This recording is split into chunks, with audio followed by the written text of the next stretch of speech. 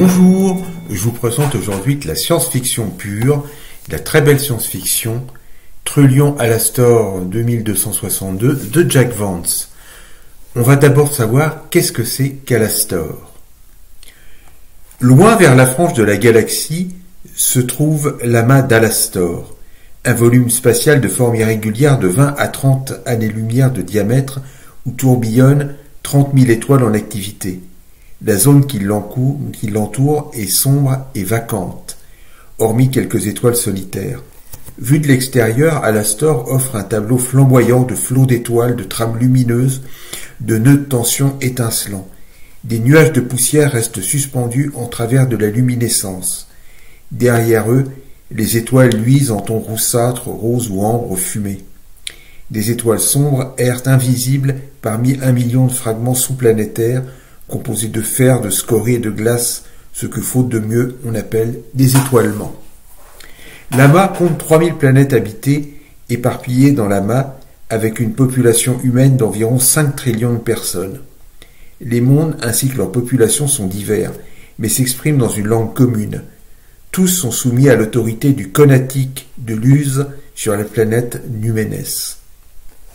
Le Conatique actuel est Oman Urcht, 16e de la dynastie Hittite, un homme d'apparence normale, sans caractère distinctif.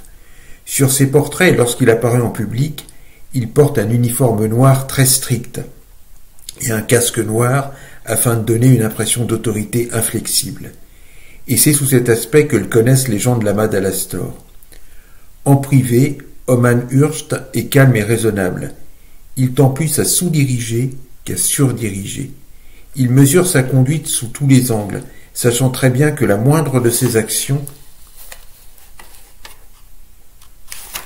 un geste, un mot, une nuance symbolique, risque de déclencher une avalanche de conséquences imprévisibles, de là le mal qu'il se donne pour faire figure d'homme rigide, concis et impassible.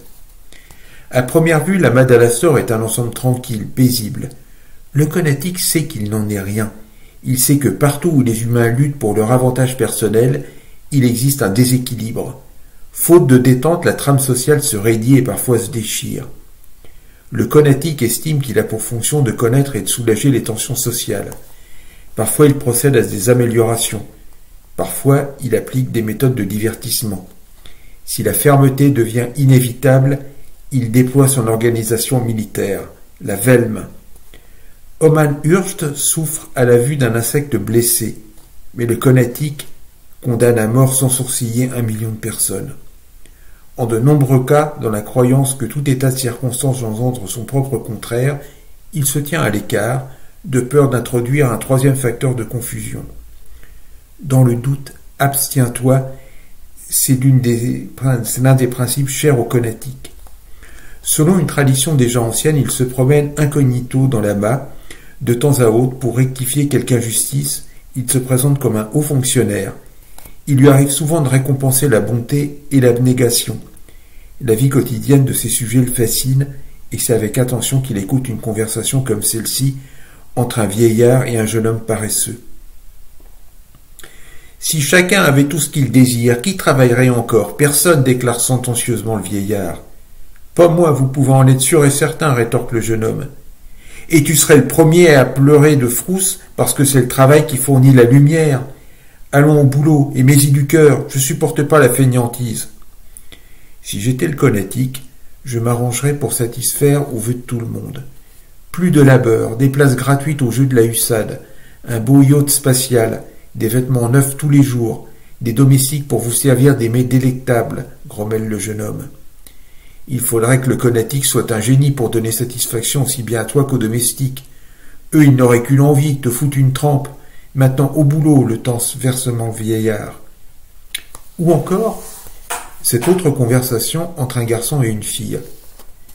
Ne va jamais à Luz, je t'en prie, le Conatique te garderait pour lui, supplie le garçon. Et alors, que ferais-tu, répond malicieusement la fille. Je me révolterais. Je serai le plus grand des étoiliers qui ait jamais semé la terreur dans les cieux. Et pour finir, je prendrai le pouvoir sur Alastor. La Velme, le Conatique et tout le reste pour te ramener à moi, affirme le garçon. Tu es fort galant, mais jamais au grand jamais le Conatique ne choisirait la pauvre fille que je suis, Les plus belles femmes d'Alastor n'attendent déjà que lui à Luz. La belle vie qu'il doit avoir, être le Conatic, c'est mon rêve, soupire le garçon. Pour toute réponse, la fille émet souvent des sons maussades, puis se refroidit aussi soudainement. Le garçon est intrigué. Oman Hurst s'éloigne.